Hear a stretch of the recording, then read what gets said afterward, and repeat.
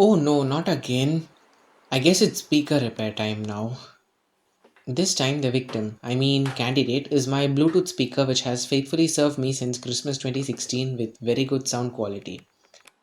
It's always on, connected to my phone or laptop. Once again, I can't stress enough on how nice the sound quality is.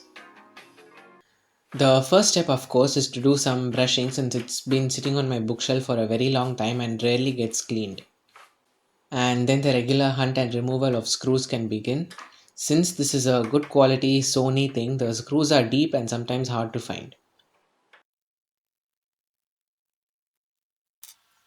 This time I'm using tape to secure sets of screws to my table and to keep them organized and labeling them based on where I took them from. Some screws require an extra thick handled screwdriver for that extra torque.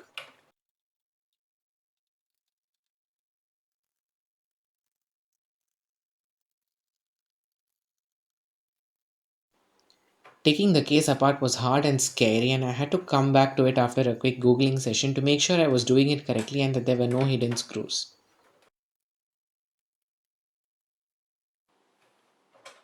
And finally, it's open. There are a lot of ribbon cables and connectors which I have to disconnect before I can completely separate the halves.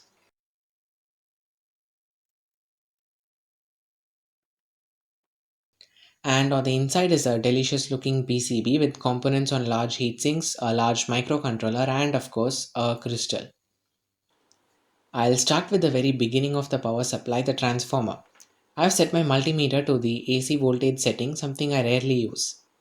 240 volts on the input, which is fine, and nothing on the output.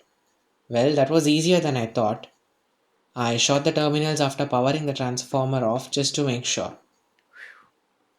Now I measure the resistance. The primary seems fine, but the secondary winding is completely open.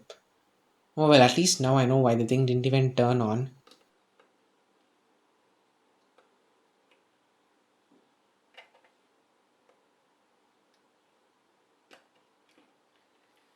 This is a somewhat weird transformer, and getting replacement parts in the middle of the pandemic is going to be hard. And then I had a brainwave. Why not connect a small SMPS to the battery input? I found one on Amazon that had the required 9 volts output, stripped off the connector, connected these wires to the battery contact springs, and well, it works. So much for challenging repairs.